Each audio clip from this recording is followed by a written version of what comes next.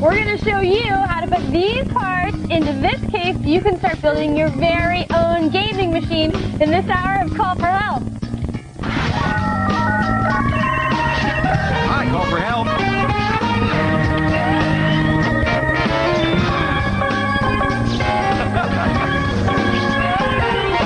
Hey, Call for Help is on.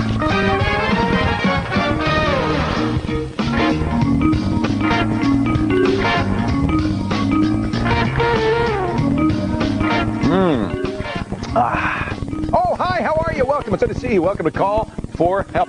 I was having a healthful beverage, a little V8 there, you see, before the show, to really give me the energy to do a great show today. I'm so glad you're here. I am Leo Laporte, and I'm here to help you master technology so you can use it to do anything you want, whether it's have a great time, because it's a lot of fun. It's the best toy a boy could ever have. Or a girl. I'm a boy, so I can say boy. Or you can use it to change your life or the life of the people around you. We do that all the time on this show. I mean, I get email all the time from people who say, wow, I started watching the show, and in a few weeks I was an expert, and 6 months later I have a whole new career in computers.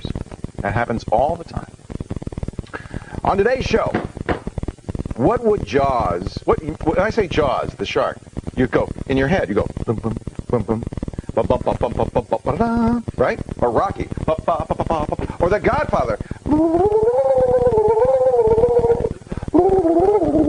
What would they be without their signature soundtracks? The right music really can make a movie come alive. That's why Chris Breen, our Mac Daddy's here today to show me how to add a custom soundtrack to my new movie. That's right. Yeah, I've got a little exploitation film I'm working on. Really? Yeah. I think I've got just the thing. Yeah. Who's the man who can't cop that? That's it, baby. The Isaac Hayes of the Macintosh. It's kind of a retro 1970s kung fu thing featuring Richard Roundtree. Yeah. I love it. Wow, that's great. We'll show you how to match to the music with what's going on the screen, so it really kind of fits in, you know. This is the kind of touch that makes a movie look pro. Plus, we're going to start putting together, we're going to do this all week long, our gaming PC. I love doing this on the show. We've done it before where we actually show you how a PC is put together. Even if you're never going to do this, it tells you a lot about what's in there, how it works, and I think it helps you really understand how to use a computer. So this time we're going to make a gaming machine, the ultimate gaming box. We've selected the parts. We've begged, borrowed, and stolen parts from the labs. And now we're going to get busy and show you how to do the beginnings, which is install the motherboard, the processor, and the RAM.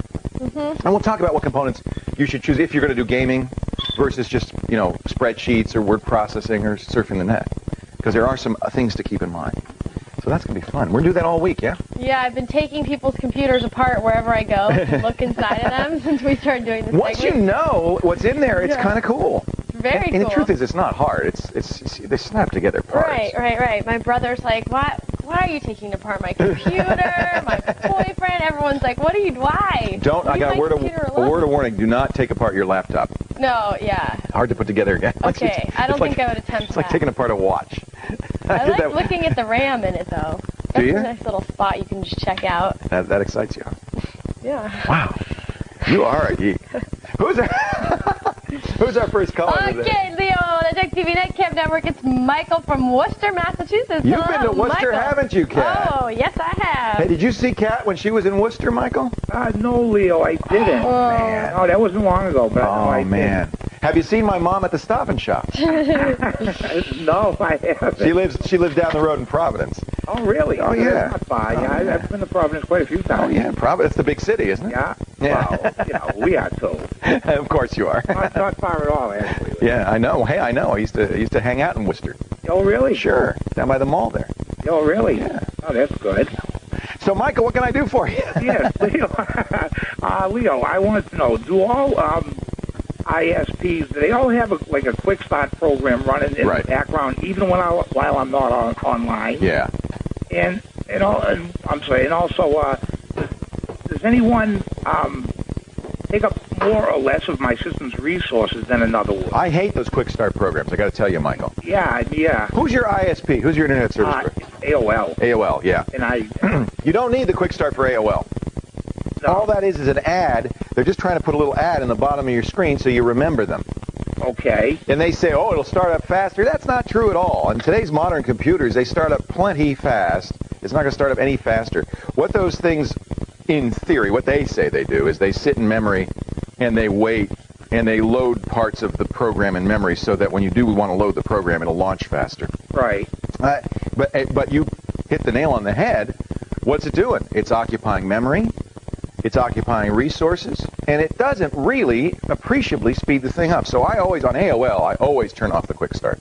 Okay. That's not necessary. It does seem to take up quite a bit of my memory. Yeah, there's no point. Well, it is, and the reason that's what it's doing. It's loading, it's preloading stuff into memory so to speed things up. Now, if you have a DSL... I do. Okay, now that's another thing. You'll have a dialer in there, right? Okay. And the dialer is, in most cases for DSL providers, they use something called PPPoE, which stands for completely uselessly point-to-point protocol over Ethernet. But the idea of it is that in order to control your bandwidth, they use dial-up network. I almost fell over. They use dial-up networking, and that is something that can really slow you down and use up memory, and more importantly, can cause crashes. Many of these PPPoE dialers are very unreliable. Right. Now, I'm going to put a link in our show notes to a free PPPoE dialer that is a better one to use than the one your DSL provider gave you. It works. It works great. But preferably, I would rather you don't even have any of that software running in your system.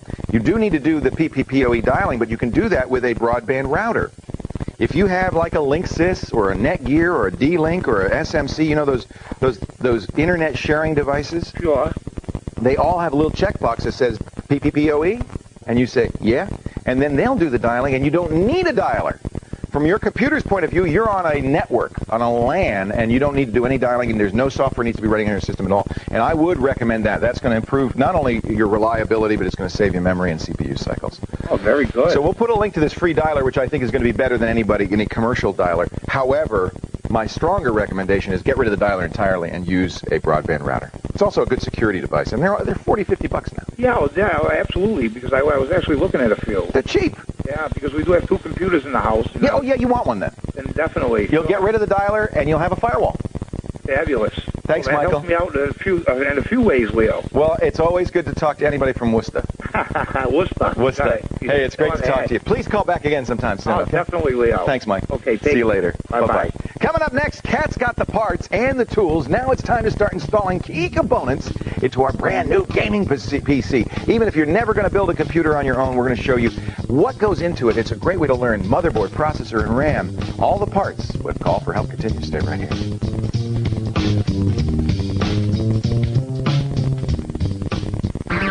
This is Tech Live. Are you ready? Take a ride. See how it's done. Don't know what to buy? We do.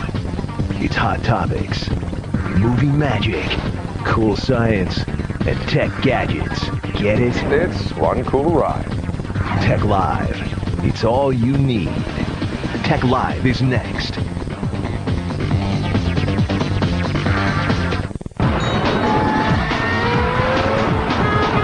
The only thing louder than the traffic on Interstate 275 east of Detroit are the groans of neighbors.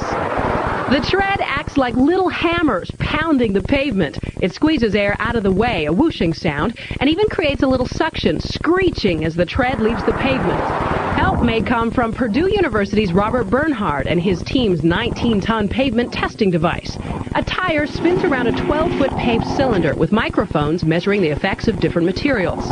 I'm very optimistic that 5 years out, we'll be able to find solutions that are quiet, substantially quieter than the best solutions today, and will still be durable and safe. One solution is being pioneered in Arizona, asphalt mixed with ground-up recycled rubber. The road is slightly spongy, dampening the hammer effect of tire tread. Repaving roads is expensive, but somewhere out there is the promise of peace and quiet. Today on the next Living with the Future, most are unique.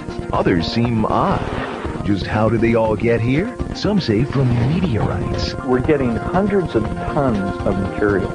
And you won't believe what secrets they hold. That would be profound. Are they bringing life to other places? I just find it hard to believe that we are alone. Check out the mystery behind meteorites on the next Living with the Future. Today, only on TechTV. Get more from the web. Here are some useful sites from TechTV. Pen Pal doesn't have quite the same meaning these days since most people are using the keyboard rather than pen and paper. People are chatting online. MailFriends.com is made up of a network of global members who are ready to chat on topics like music, news, travel, even employment. Log in, fill out a profile, then start chatting away. Make new friends and meet new people. Another online community for meeting people is Friendster.com. This site connects people through mutual friends. It's a true application of the degrees of separation principle. Create a profile, add your friends to your personal network, then browse through the countless profiles of your friends. Start sending messages, or you could be there to help. So your friends can use your other friends to meet new people. For more useful sites, visit TechTV.com.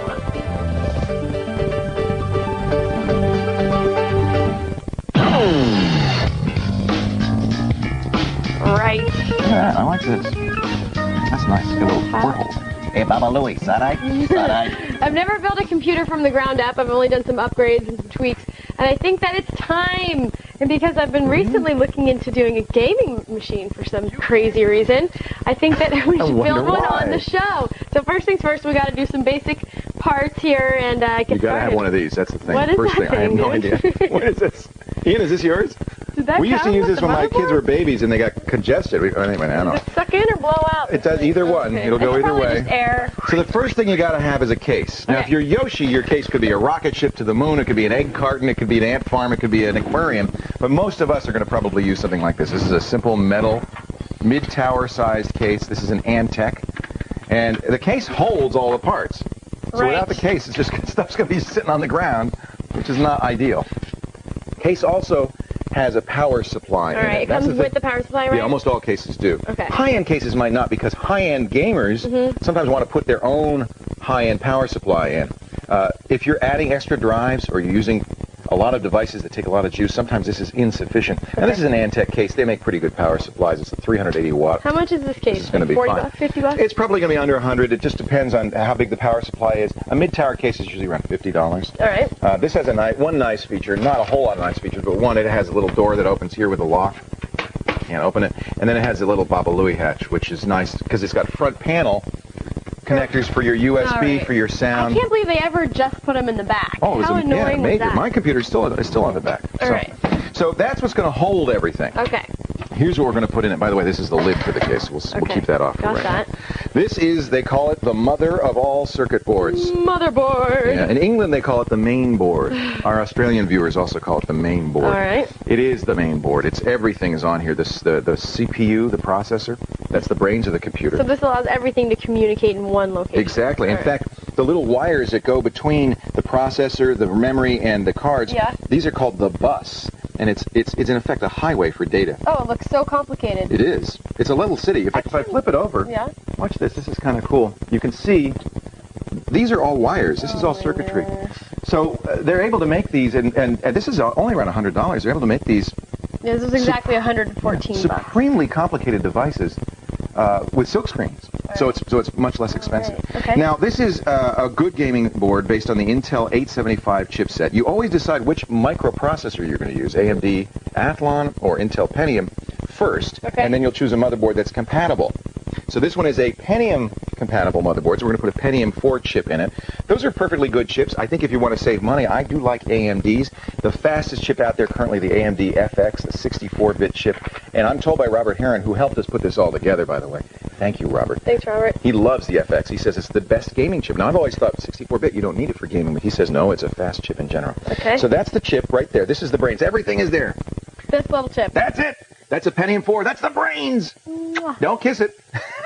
It's very sensitive. Now, I have to tell you one thing. People are screaming right now, especially in the Midwest, places where it's dry, in Canberra, because static is a problem. These chips are very sensitive. You know, I can touch your nose like, and it'll be annoying, but it won't kill you. It'll kill the chip because it's millions of volts. So if you live in a dry climate where static is a problem, highly recommend you get a strap to ground yourself to a cold water pipe, or you plug in the machine and you touch the power supply. That'll drain off some of the static. If it's not plugged in, it's not going anywhere. Now, we want to unplug it now because we're going to start putting stuff in. Now, if you look at the bottom of the chip where the pins are, flip it over there, you're going to see one of the corners is cut. That is important. That's going to show us how to orient the chip, because if you look at the socket we're about to put the chip in, it is also cut. Right there. On one of the corners. Okay. Now, this is what's called a zero insertion force socket. That means you just drop the chip in. Don't press it. We don't want to bend the pins. That's the worst thing you can do. See how it dropped right in? And now that you push the lever close, it's in there. Inserted. Now, we're going to have to put a heat sink on here because these chips get very, very hot, and heat is deadly to computers. This Every is the heat chip sink. needs a heat sink. Everyone does. Okay. Sometimes they'll have a heat sink and a fan. Most of the modern chips do. That's drawing the hot air off of the metal heat sink. That's just like the radiator in your car. Okay. That's going to sit right on there. We'll put that in later. All right. Let me show you how to add the RAM. This is an easy thing. I'm doing this all now with the motherboard out because it's much easier to do that. Once we get the stuff in there, we're going to put the motherboard in the case. Okay. The RAM goes in these slots, RAM slots. Now we've got a whole gig here. This is Corsair. $500. Many high-end gamers will spend money on the extra high-end RAM. This is ultra-high performance, also highly overclockable, very high quality. I don't usually buy such expensive RAM. You can cut the price in half if you get something less expensive, but Corsair is good. All right. Which Corsair slot? and Mushkin. Blue or black? Blue or black? Beats me. I don't know. Does it just go right in the middle? Fit it in the one it'll fit into. The reason they're blue and black is they want to pair them up. Well, you want to pair them up, so you either put both in the blue or both in the black. Does it matter which direction? Yeah, well, there's only one way to put it in, so go ahead. Okay. You won't have to jam it in. We're going to open these clips here. That's going to hold them in place. These are DIMMs. Now you put it in a little bit harder, so you want to get those connectors seated into that slot. But push it straight down. Don't bend it. Are you sure it's the right way? I am pretty sure. Oh, See that? How the clips go in there? Okay. Do that. I did that one. How you do that one? All right. Put it in the blue one. Oh. I think we'll have to look at the motherboard manual. And oftentimes you have to add RAM in pairs. Okay. Yeah. See, it's a little harder to do it that way you just did it, which is angling in. You'd like to put it in straight down. Okay, let's start over then. Yeah. So just push it down? Yeah, or use two hands. Like this. You can do this. You can do this. Oh, forget it. I can't do it. Okay. No, well, I can do it. But it is the right way, You get right? the idea. It's going in. Yeah, it won't. It'll either go or it won't go. I mean, if it's keyed. Well, you're not supposed to force it, though, Nah, right? if they don't fit, don't force it. Okay. I think it is wrong. You're right. I'll be danged. No wonder it didn't go in. Okay, and then so what we're going to do is while Leo continues with the show, Roger and I are going to be back here installing everything actually in. Yeah, the next thing is a motherboard. Real quickly, I'm just going to show you a couple of tips on the motherboard. All of these motherboards sit on risers, little brass risers to move it up off the metal of the case. Now, it's very important. This is my #1 tip on installing your own motherboard. These risers are metal. Okay. You want to make sure that each riser corresponds to a hole on the motherboard. There are more holes in the case than there are holes in the motherboard. You could put too many risers in. If you do, and a riser touches the back of the motherboard, it will short-circuit it and destroy the motherboard. So be very, very careful. In fact, I always count the risers, count the number of screws I've inserted, and make sure they match. That number has to match, or I won't turn on the machine. All right. So you're going to put risers to match the various holes on the motherboard, and then we're going to screw those in with just some simple screws that are going to go right in there into the risers, and that'll keep the motherboard nice and solid in there.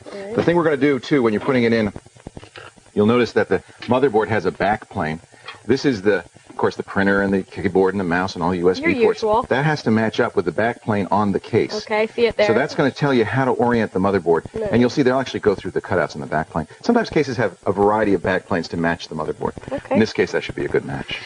Cool. Now, once you've done that, you're going to connect the power supply to the motherboard, and then we'll start adding cards and other pieces throughout the week. We're going to build this thing. So exciting. This is going to be a nice system. Yes, we're going to give a gaming machine away at the end of the week, too. Not this one. Not this one, because Robert wants it back. Right, right. But one that NVIDIA donated to us. Thanks Very nice. for that. Yeah. So. We'll talk a little more about what makes a good gaming machine. Processor is important, but ultimately it comes down to the video card. That's going to be the most important part. We'll do that a little later on. Send mail to Kat at techtv.com and tell us how you've done your PC. Yes, I want to know. What are your specs? Still ahead, Chris Breen, the musical Mac Maniac, is going to show you how to spice up your home movies by putting your own soundtrack in using GarageBand. And coming up next, stop spyware before it gets on your PC. Roger will demo a free program, not the one you're thinking of, a new one that's going to prevent spyware from installing on your system. This is great. I'll show you how it works right after the break. Stay right here.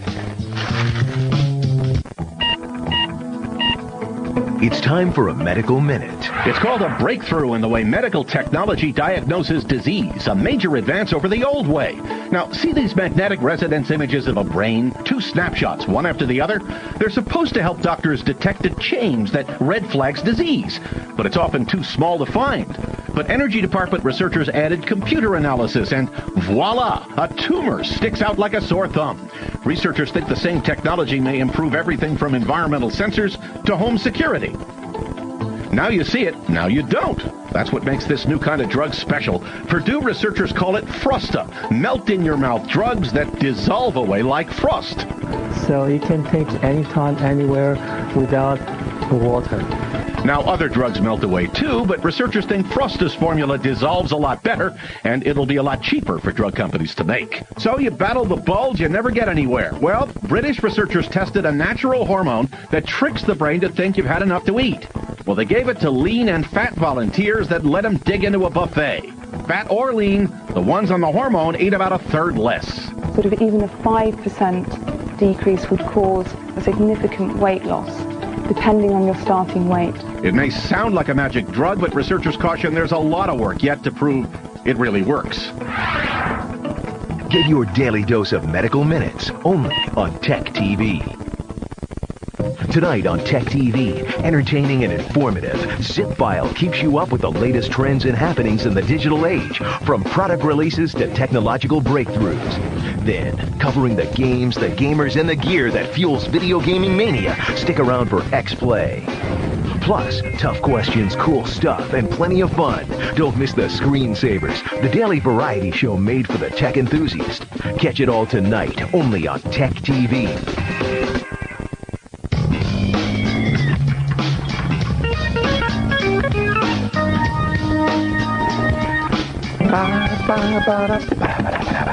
I mentioned earlier in the last call about this free dialer. We're going to put a link to this RAS PPPoE. This replaces the dialer that comes with your own DSL provider's software, and I think is a better one, more reliable one. So we'll put a link to that in the show notes. But now it's time for our free file of the day. Do you, my friend, do you feel compelled to fight the onslaught of spyware inflicting your computer? Then you need to arm yourself with today's free file. It's called Spyware Blaster, the notorious ROG. Yes. Has details. Our very own Fawn Lu actually found this. Fawn Lu, the one that answers you go.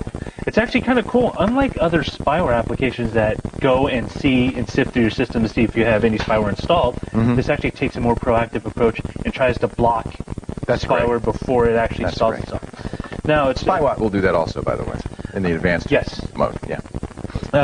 You simply go into protection, and then you can select the specific applications you want to block, or have protected, I should say. So you would go through, and these are all... Oh, this is great. These are all actually updated through the application by clicking on the update. So this list, customized block list, will increase if and when they put out an update. And this includes those browser hijacking programs, all of those nasties that they get on everything. Anything, sometimes, you're surfing along and some weird thing just pops up out of the blue. It's probably spyware. And this actually gets rid of it. What's kind of cool, I find about it actually lets you do a system snapshot. So you can actually kind of take a snapshot when it's all clean, nice, and spyware-free, and then you say, oh no, I have too much, I don't know how to get rid of it. You can restore that snapshot, clearing out all that previous spyware that's been installed on your system. And again, you also have additional tools if you want to customize any features within, especially the host file. Host is very useful. Host is very useful. Host file, this is where you can actually kind of protect it, so nobody. You keep a good, clean copy of your host file, and this is often the files that you want to keep from being. Spyware can modify your host file to keep you from doing the things you want to do. Exactly. And of course, you have additional settings. Flash code, which is kind of cool. I've never actually seen this before, but it will just completely disable any sort of flash. And I mean, you could do that by not having flash. I'd leave that on. But again, it also comes featured filled with updates that everyone wants in an application because you want to. Why do they give that away? I always wonder when I see something this good. Because people are altruistic. They are. Most of the good spyware programs are free. Anti-spyware programs are free. Yeah. People hate spyware. No, not a good thing to have. All right. Hey, thank you, Roger. Sure. Spyware Blaster, a link on the website. Thanks to Fawn Lu, too, for finding that one. Let's take another call. Who's on the line? Oh, where's Kat? Oh, she's building. Me. I'm sorry. No, You're working. Okay. It's Diane from Wayland, New York. Hey, Diane. Hi, Leo. How are you today? Oh, I'm doing well, thank you. Welcome to the show. Oh, thanks. It's a great honor. Well, it's a great honor to have you. What can I do for you today? Well, I want to know about external firewalls. Should I or shouldn't I? Will they interfere with other things and be a bigger headache down the road? That's a great question. So you're talking, when you say external, do you mean software that's running on your system, or do you mean a box that's outside your system? The box outside the system. Yeah, I do recommend those. Okay. Now, they can cause problems. I have to explain how a firewall works. All right. So that you'll understand what kinds of problems they can cause. A firewall is a barrier between you and the outside world. Mm-hmm. In fact, the original firewalls were put in buildings to keep fires from spreading from building to building. And the same way, a firewall is a barrier between you and the hackers on the outside. And a good firewall will just stop cold any kind of bad traffic. Do you have a, Ian, can you give me a knife or something, or a screwdriver or something I can poach a hole in? Because let's say this is your firewall, Diane. Okay. No, we need something on the other end. Oh, my goodness, Ian's got... So in order to use a firewall... Wow. I'm scared now that he carries this around. In order to use a firewall...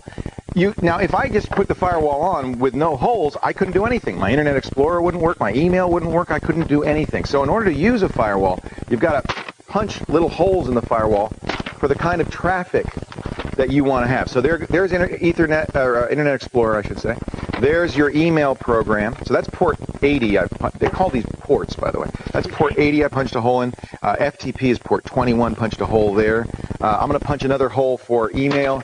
That's going to be port 110 for incoming email and port 25 for outgoing. So you can see I have to punch holes to make the computer usable.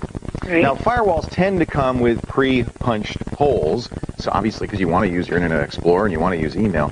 But let's say you have an obscure application, often desktop remote access, that kind of thing. Well, there won't be any hole there. So you may find when you have an external firewall that some applications you expect to work or that would work without the firewall won't work anymore. Okay. Now, then you have to kind of become an expert and learn how to punch holes of your own. They often, if you don't use this, they often, tempting, they often call that port forwarding, but it's the ability to say to the router, the outside firewall, look, I am going to be using, let's say, this special application. I want data to come through there. And you'll tell it, and you'll have punched a hole in there. Now, if you punch too many holes, you got a holy firewall. It's not going to do a very good job. So only make holes where you know you need the access. Sometimes when people run servers, like gaming servers or Kazaa, the firewall can get in the way. That's a good thing because running a server is a risky thing. Unless you know exactly what you're doing, you shouldn't be running a server at all. Not me. Yeah, I don't think you are. So I think you're going to be fine, Diane, and I highly recommend. I think it's better than a software firewall. It's very effective. It's not intrusive. It doesn't crash your system. It just sits there and provides security. It's like locking the door so that somebody can't walk into your network. Well, that's great. I highly recommend need them there. Yeah, you don't want them there. If more people ran hardware routers, by the way, all the routers are firewalls, even if they don't say on the box firewall. They all do the same thing. Okay. If more people ran those, we'd have far fewer problems. Oh, wonderful. Well, mine goes on tomorrow. Yay! Okay. Thank you, Diane. I appreciate the call. Yeah, I recommend these for everybody, even if you don't have to share. I mean, mostly people get them to share Internet access across multiple machines, even if you have one machine. I recommend them. They're only $40 or $50. They're cheaper than buying a software firewall. They're more reliable, and they're just as effective. Coming up, we've got a caller on the line who banks online, and he's worried about privacy. He wants to clear all the traces of his banking transaction, including offline content, but he doesn't have to do it by hand every time. We'll have a good program that'll help him out. But before we head to break, let's test your technology. It's daily quiz time. Head to the website, click on the quiz. If you give us the right answer, we might give you a TechTV T-shirt to tell me what's the best-selling movie soundtrack of all time. Do you know? Was it Saturday Night Fever, The Bodyguard, Purple Rain, or Mime 2, Silent Boogaloo? Get to the website, give us the answer, we'll talk about it when Call for Help continues. I don't think I saw that. Get more from the web. Here are some useful sites from TechTV. Grab your notebook and go online almost anywhere. Wi-Finder.com is an online directory of public access points for Wi-Fi or hotspots. Hotspots use 802.11b technology to provide a wireless internet connection to mobile computer users. Wi-Finder has a list of thousands of hotspots from all over the world, from Europe to Asia. Search for the nearest location or choose a city. You can also find Wi-Fi statistics or links to other wireless sites. While you're spending some quality time with the internet, have you received an email or text message from a friend that looks like hieroglyphics? Translated.com can decipher that message for you. Just type in the sentence or phrase, click on the translate button, and voila, it all makes sense. Or if you'd like to send your own instant messaging lingo, translate.com does that too. For more useful sites, visit techtv.com.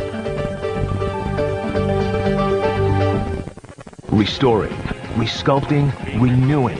Plastic surgery can create the ideal image. Join TechTV as we follow patients into the operating room for a first-hand look at the science and technology that make modern surgery possible. The special suturing technique involves the suture going back and forth like an internal zipper. See plastic surgery before and after.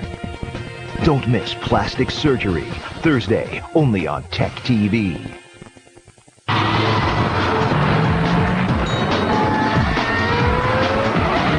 That's no mistake. The driver is doing that on purpose.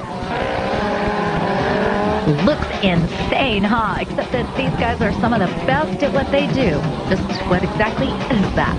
It's kind of like an automobile ballet where the participants get judged on not only speed and performance, but all about the style going through the corners.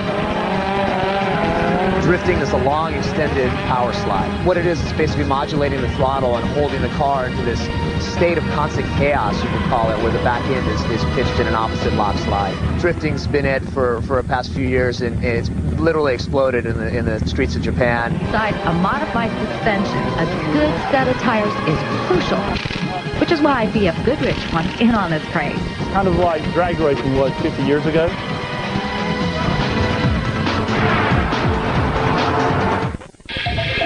Coming up next on Tech TV, catch up on today's top technology headlines. Tech Live is next.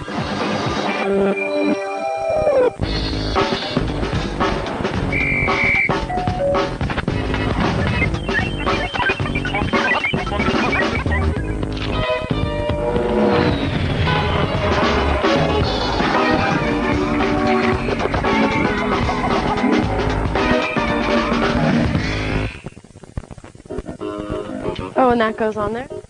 Kat's working hard. She's doing a great job putting in that computer. If you want to know more about the show or you want to interact with us, the best way to do it is through the Call for Help message boards. A great place to ask your questions, get help from other users, other viewers, and just kind of participate in the show. Go to the very bottom of our webpage. Click the Call for Help message board. You'll see there's talk about what's on today's show, feedback, Windows tips and help, post a tip, take a tip, share your Mac advice, Photoshop, and a whole lot more, including our request for suggestions of things you'd like to see on the show. It's all there, techtv.com/call-for-help in the message board. So Roger and Ian are helping Kat. Yes, I've learned a couple things. What is that? One, you got to stay organized because you start losing parts. Yep. Two is sometimes you need to be crafty. You're being crafty. Maybe not so crafty when you walk over to the other side. Yeah, it's nice to have did you lots of borrow? tools. Did you borrow something from the screensavers? Yeah, we borrowed something. We'll put it back. We'll put it back later. Yeah, we'll clean it off too. Yeah. But no, it's true. In fact, I should have mentioned that you should clear off a good space, a good big space, and really kind of have a well-lit space. Oh, so the other thing I learned: don't hold the motherboard by the RAM. I was doing that. That was messing. Oh, Roger's just finicky. But yeah, it was just the heat sink that we got wasn't fitting on with the clamps that were on the motherboard, so we were trying to rip one off of another machine, but then it turns out that we got one that just really fits how it's supposed to fit, and so you gotta get crafty. Actually, that's an important point, and I usually recommend buying the CPU and cooling system together because then they will fit. Right. That's So, huge. I mean, sometimes it may look like the retail might be more expensive, but when you factor in the hassle to get everything else, it's probably better off. I usually recommend the retail box for that reason. Okay, cool. Good. All right, well, keep working. Going well. We're not going to boot it up today. It's going to take us all week to build this thing. All week. Yeah. We're working slowly. Oh, I hear the magic sound. Tinkerbell's here. It's time for our T-Mobile call of the day with T-Mobile. What do you get? You get more from life, more minutes, more features, more service, more Kat Schwartz. Oh, that's me again. Who's on the line? Okay, on the phone right now it's Mike from Edmond, Alberta. Hello. You know what's so cute is you're so into this. You're just totally into doing this. Fun. I love it. It's rad. Hey, Mike, how are you? Not too bad. Yourself? I'm doing very well. Welcome to the show. Oh, thank you. What can I do for you? I do a lot of banking online. and that. I find it very convenient. Oh, yeah, me too. After I finish, they always recommend that your cache is cleared off. Yeah. That's particularly true if you use a public computer. If you're using your home computer and other people aren't on your system, you're probably all right. Yeah, that's what I think. But to be safe, I always clear it off. Good for you.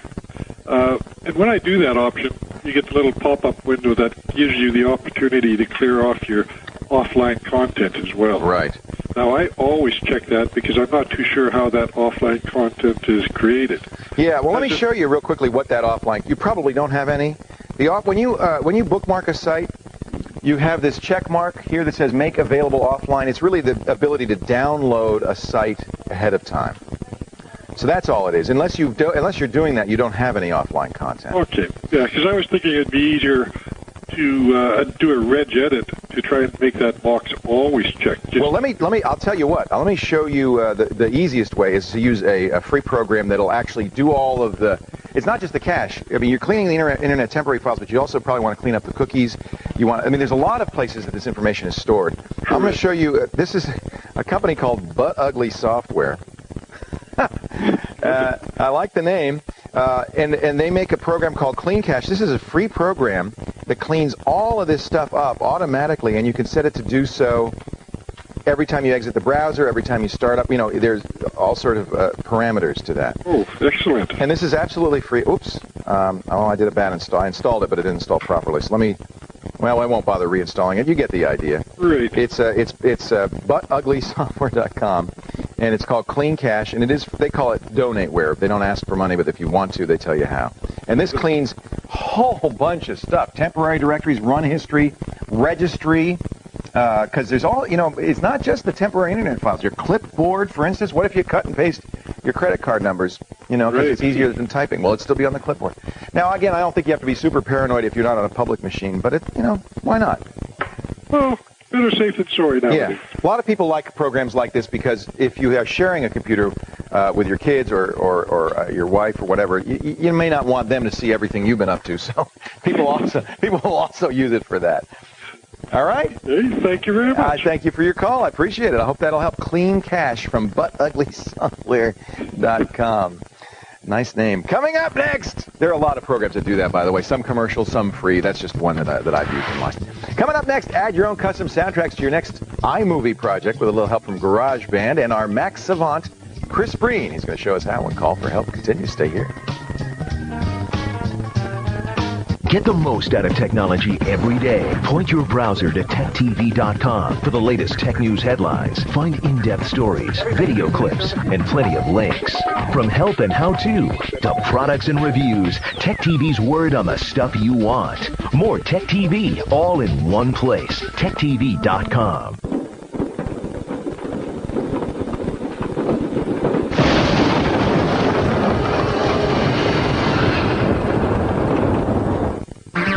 This is Tech Live. Are you ready? Take a ride. See how it's done. Don't know what to buy? We do. It's Hot Topics, movie magic, cool science, and tech gadgets. Get it? It's one cool ride. Tech Live. It's all you need. Tech Live is next.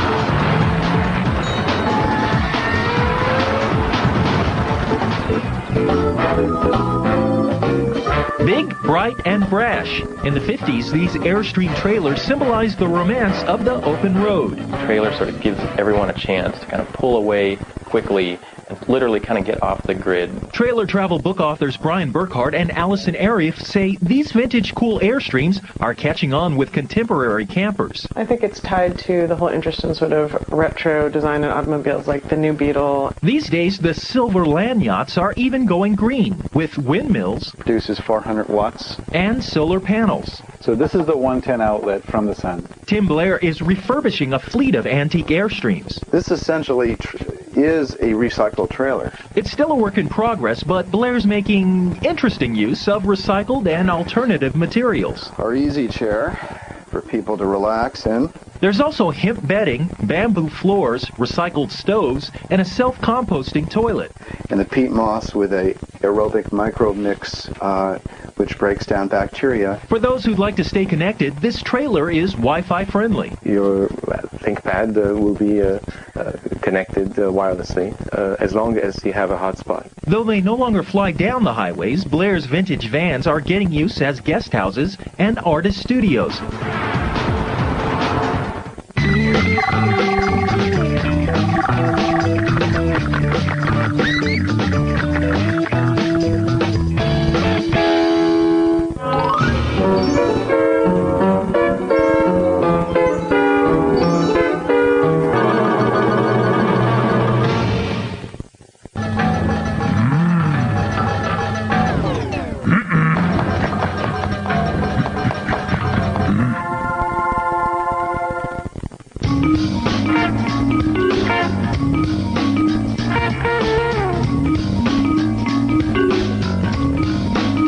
Director Alfred Hitchcock once was accused of using music to make his movies scary. It offended him so much that he made a movie without music called The Birds. It was just as scary, but let's face it, most movies do need music. An Oscar-nominated motion picture would be nothing without its stellar soundtrack. So when you make your next iMovie, why settle for generic music when you can have your own custom soundtrack using GarageBand? Here to create one for us, Chris Breen, who is not only our Mac Daddy, but also happens to be an accomplished professional musician. Yes. Do I have to be an accomplished professional musician to do this? No, because Apple has given you GarageBand. GarageBand's neat. It is really neat. I can't stop playing with it. Yeah, it's a wonderful program, and you need to know next to nothing. In order to do this, however, you're going to need to know how to divide and multiply by 4. No! All right, so I have to be a mathematician, not a musician. Yes, like that. Okay. This is with, by the way, you need iLife to have the latest version of iMovie 4, and GarageBand. Right. But that's $49. It's $49. You see, the problem with iMovie and the whole GarageBand thing is there's no button in there that says create a soundtrack that's going to fit my iMovie. I wish there were, but yeah, and that would be very simple. Maybe next version. So what I've done here is last week I went to the zoo with my family. And here we are at the zoo. So what's your daughter's name? Her name is Addie. Oh, Addie's so cute. Oh, and there's a giraffe. They're the giraffes. So we went to the zoo and we saw the wonderful things there. What I've done is I've made music. There's music. Was there music? Yeah, there? how'd you do that? Well, okay, I'll tell you. You could use just any sound. You could use any sound you want to, but what we really want to do is custom create one. So what I've done is created exactly 1 minute of music here. Okay. Once you do that, then you save the thing out and use share. And you save it as a QuickTime movie. I've already done that, so we don't need to run through the process. So this is from GarageBand that you do this? This is from iMovie. From iMovie you do this. So what I'm creating now is a video with no sound. A soundless video. A soundless video. For a 1 minute long soundless 1 minute long. So now we're going to go over to GarageBand. Okay. And what we want to do is we want to create a 1 minute soundtrack, and we want it to fit perfectly. We want it to make sense. Now, music is made up of phrases. Yeah. Phrases are made up of measures, and measures are made up of beats. Okay. So a phrase works this way. If I were talking to you and said, "Hey, Leo, I just..." Yeah. You didn't finish the phrase. It didn't finish the phrase. So what you want to do with this is you want to make sure that you have 4-bar phrases to finish. You want to go all the way through increments of 4-bar phrases so everything makes sense. Got it. So it ends logically. Okay. When you do this, what we want to do is we want to create a series of 4-bar phrases so it ends perfectly. So what we're going to have to do is determine what the tempo will be in order to create these 4-bar phrases. Because the beats per minute tells you how many phrases, how many bars you can put in 1 minute. Exactly. All right, I understand. Okay. I don't know what a bar is, but okay, we'll get to that later. Okay. I mean, I do know what a bar is, but I don't think you're talking about the same kind of bar. No, it's a different kind of bar. Okay. These bars are made up of 4 beats, and the tempo is determined by beats per minute. So what we'll do... So each bar is 4 beats. 4 beats per bar. Okay. And we want 4 bars, and we want them all to even out in series of 4 bars. Got it. So we're going to take the number of bars that we want eventually, and we'll say that's 24, because that's a multiple of 4. Okay, so that's 6 measures or 6 bars. That's actually, 6 phrases. The web piece really explains this. Okay, so we're going to take... I'm not a musician, you can That's tell. okay. All right. So what you're going to do... Musicians are going, I understand this. I understand this completely. So what we're going to do is take the number of bars we want, that's 24, multiply it by 4, and that will give us our beats per minute. That's 96. Okay. So when you create a new GarageBand tune, you tell it you want to do it in 96 beats per minute. So that's one of the nice things about GarageBand. You could do that. And even the loops, they'll sample at the rate that you say. So. Exactly right. All right. So when you look at your little counter here, you'll see that you can look at it in terms of bars and beats, or you click it and it shows you time. And I have created exactly 24 bars, and you will see that when we get here to the end of it, it's exactly 1 minute long. 96 beats per minute. So, and once you've got that all set up, all you have to do then is drag the stuff in that you want to use to create your soundtrack. And then again, you just go in here to the well. And you use appropriate stuff to this zoo. You have a didgeridoo and tribal dance music. And sure, let's hear what you play did. a little bit of it. I love this program. It's so amazing. Yep. Oh, it's going right at the end. Oh, I love that. This is with music that comes with... Oh, now you're playing some stuff.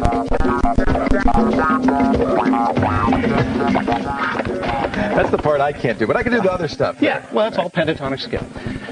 Oh, really? You just press the black keys? Just press the black keys. Oh, I can do that. And be funky, and you're set. That I can't do. Once we've done that, so we've got our soundtrack done, all you have to do is then export it to iTunes. Off it goes. It's going to export it to iTunes. Once that's exported, then I'm going to go actually... iTunes will turn it into an MP3 or AIF. It's actually an AIFF file. Okay. We've done that. I've gone through all the rigmarole, and so you don't have to actually watch that happen. All right. But then iMovie can import it from iTunes? Well, what we're going to do is I'm going to allow you a little slop here. So this is the bonus tricky part.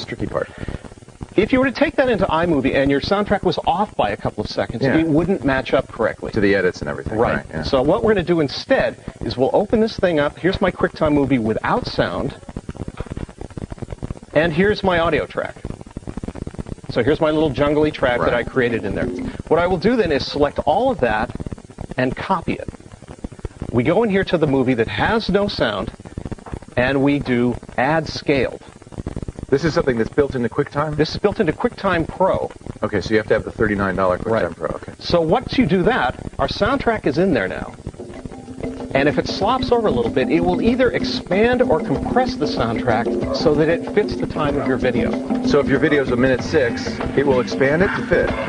It will expand it to fit, or if your audio is 1:02 and you've got a minute of video, then it expands it there. Will it change the pitch when it does that? It will. So you want to be sure that, so you can eyeball this a little bit in GarageBand. Get close, though. You get close, but if you're within 2 or 3 seconds, you're not going to notice it. You're not going to notice a big difference. Particularly on a percussion track like that, you're hardly going to notice it. So we don't do this in iMovie at all. We do it in Then you take it into QuickTime. Fun. Then you take it. Yeah, if you've done it exactly, yes, then you just bring it back into iMovie and it fits perfectly. Right. So the scaling is for the quick. The scaling is if you slop a little bit. I got it. And you're likely to do that because your video may be 5 minutes. I've got some video of my son skateboarding, and so I'm going to try doing this. And what I'd like to do, maybe you can come back and show us, is how do I get the music to match the edits?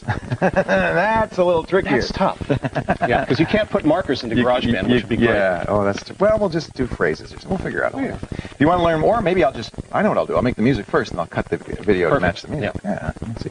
If you want to learn more about cutting GarageBand music to fit your next iMovie project, there is an excellent article that explains bars, measures, beats, and all this stuff at techtv.com/call for help. Thank you, Chris Breen. You're very welcome. What is that keyboard, just so people know? This is your Edirol MIDI keyboard. It's your PCR30. And it works with GarageBand? Yeah, it works. You just plug it in USB. It's port. I love that. You were playing? Bus powered. I just played the black keys. Yeah. Coming up next, some well-deserving Brainiac is about to get a shot at our big board full of prizes. We still got a copy of Photoshop up there, and a lot more. We're going to try to give it all away when Call for Help continues. You stay right here.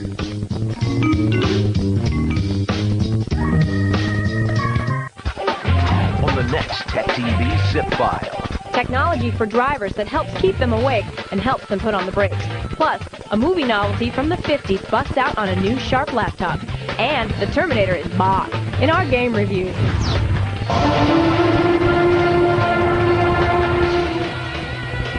All that and more on the next Tech TV zip file.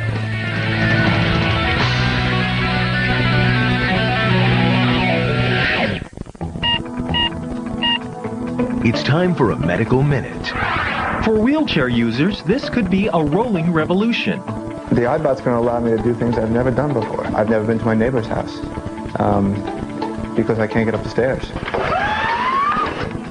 That's set to change with the Food and Drug Administration's approval of the Independence iBot 3000, a futuristic wheelchair designed to give the disabled unprecedented mobility. I've never been to the beach without being carried onto the beach. I've never been able to push my 5-year-old or my 5-month-old son in a swing. The iBot comes from the mind of Segway scooter inventor Dean Kamen. In fact, he dreamt up the iBot first. It uses special gyroscopes to go up and down stairs, across rough terrain, and to raise users up to new heights. The chair will be marketed by a subsidiary of medical equipment makers Johnson & Johnson. One question, who will pay for it? Advocates for the disabled love the iBot, but worry insurance companies may balk at its $29,000 price tag. I'm sure it's going to be a battle to want to cover it because of its high cost. I mean, it is absolutely important for a person with a disability to have this type of accessible technology. The hope is that by changing how the disabled get around, this chair will change their lives. Get your daily dose of medical minutes only on TechTV.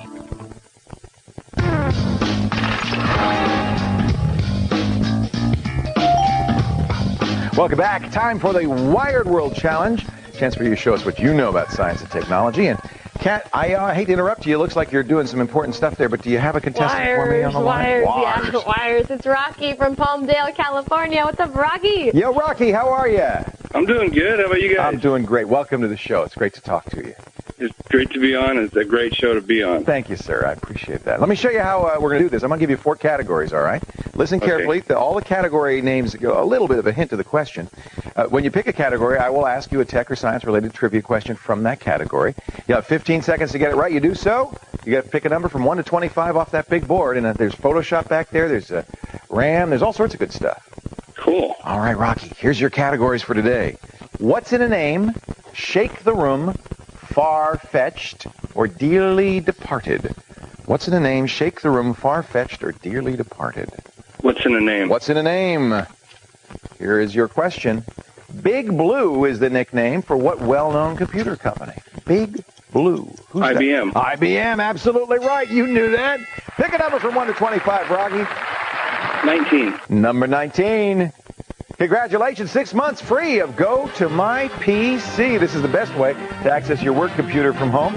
You log into the Go to My PC website, and all of a sudden you're using all of your work materials, including your email and your applications and your data, from anywhere you can get access to the internet. Go to My PC is a great product. I hope you're going to have a good time with it.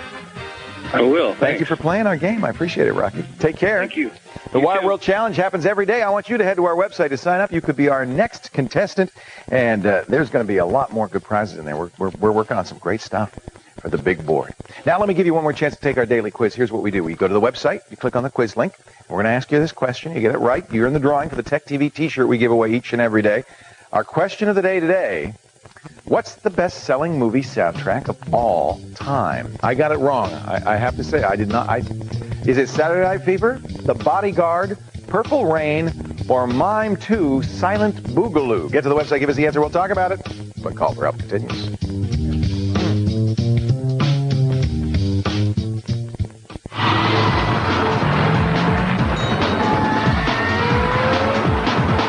Sporty little ride, right? But can yours do this? A car 1 minute, at the press of a button, a boat the next. This is the Aquata, invented by New Zealand millionaire Alan Gibbs. For a start, it took 7 years. During that time, we've had an average of about 70 engineers working on it. It's taken about 1 million man-hours of time. They call it the world's first high-speed amphibious car. Oh, we've seen prototypes before, but they've never really caught on. Or maybe it's just because they were never like this. Baby can go 100 miles an hour on land, 30 on the water. With this, you can have a really good car on the road and an exciting toy that can tow a water skier. Not a far stretch from Hollywood's imagination, although this one cannot go underwater. The Aquata boasts room for 3. Driver gets the middle. The wheels fold in to eliminate drag, and there are no doors to prevent leaking, of course. Jet propulsion gives it a range of about 50 miles. Now, that's enough to go from Britain to France. Some 60 patented new inventions to make this thing go, which is great and all, but will it sell? I think it'll sell to a few, a small number of people who are very wealthy.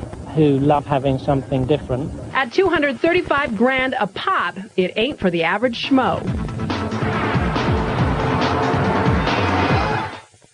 Tonight on Tech TV, entertaining and informative, Zipfile keeps you up with the latest trends and happenings in the digital age, from product releases to technological breakthroughs. Then, covering the games, the gamers, and the gear that fuels video gaming mania, stick around for X-Play. Plus, tough questions, cool stuff, and plenty of fun. Don't miss the Screensavers, the daily variety show made for the tech enthusiast. Catch it all tonight, only on Tech TV. On the next X-Play. Oh, my sweet heavens! We have Final Fantasy fans! Why are they so excited? Our review of Final Fantasy XI is here! Nothing that has come before can prepare you for this! Don't miss X-Play, today, only on Tech TV. Coming up next on Tech TV, Tech Live, followed by Living with the Future.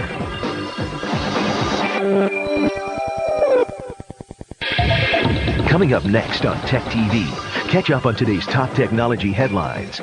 Tech Live is next.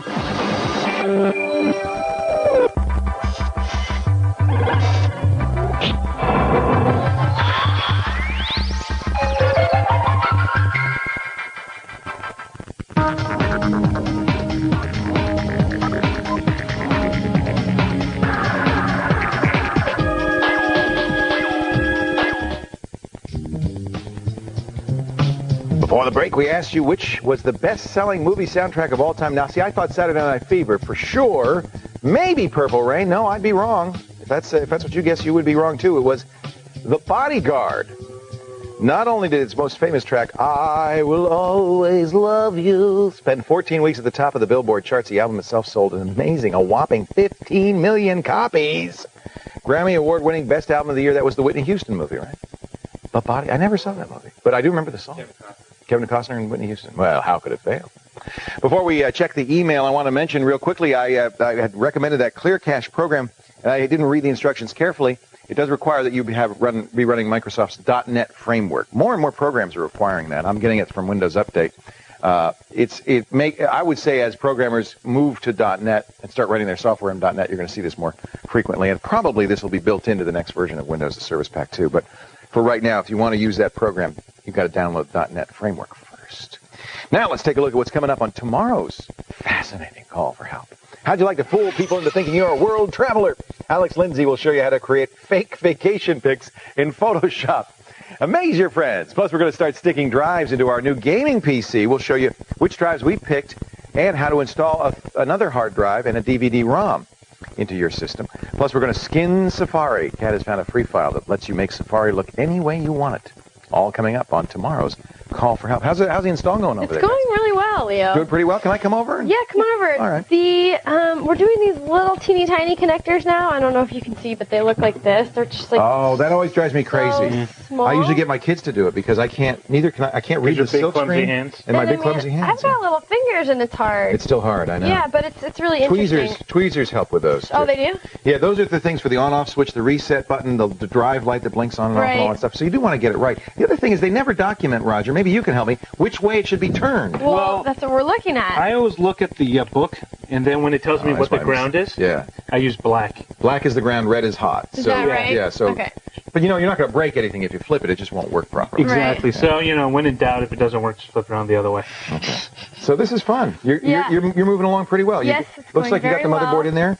This is nice. I always find this difficult on the back to get that in there. Oh, yeah. One of these, most important, when you get your motherboard, it always includes one of these. Yeah. That's probably because it's the right one. This one is the wrong cutout. So you had to take the cutout off. So I took it out and I replaced the one. Yeah, I mentioned that. That's got to match. And it's very, but you did a nice job. It's soft material. It's like aluminum or something. So you have to be careful when you're pounding it back in there. Roger was showing me. I'm thinking it's mostly for shielding, don't you think, Roger? When you pull on this, it has something to say. So it's something to pull against. That and your stuff doesn't fall. What are these ones for?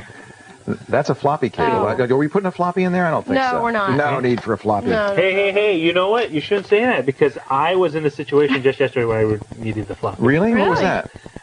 Believe it or not, it's because my system died. I don't have to restore. You need a restore disk, yeah. With XP, that Yeah. Hey, I'm 2000. I'm sorry. Okay, all right. I think everybody should at least have a CD burner. We put that in there, but that's for backup, and that can, in a way, replace a floppy. But you're right. If you need to boot from a floppy, you need to boot from a floppy. What else are we Well, doing we have here? lots of extra screws. Oh, you always save these. You never know when So you're going to this need is a them. good thing? I mean, when you and have the another... keys to your case. Yeah. I'm going to save those so I can hand them to you. Well, when these we're are done. these are very important, is because this is what you're going to mount your drives with. Drives normally don't come with unless That's you get right. a CD-ROM. That's right. They don't come with screws? Oh, I guess. You would think so, huh? But I think it's cost too much. I think it's like the 4 cents. You may, depending on how your system's set up, also get rails. This one, the rails are already built in for putting the drives in. So if you have those rails, keep a hold of those too, because if you ever want to add another drive, you're going to need that. Roger just instinctively knew where some of these bigger ones went, like this scary-looking one. That's the power supply for the motherboard, yeah. Yeah, so, I mean, I can't take it out right now, but, Don't mess with it, it's okay. It's hard if I was just going to try and do it by myself, but having Roger here that's done it a million times. We're going to finish this up this week. We'll boot it up. Gaming PC. We'll talk a little bit about what we changed, too, to make it a good gaming PC. That's it for this edition of Call for Help. All right. Thank you, Roger. Thank you, Kat. Thanks to our great guest, Chris Breen, and thanks to you for joining us. We'll see you next time. Remember, if you have a problem with your personal computer, don't whine, don't moan, don't yell. Call for Roger. Yeah, call for Roger. He reads the manual. I'm impressed. I have never seen my manual.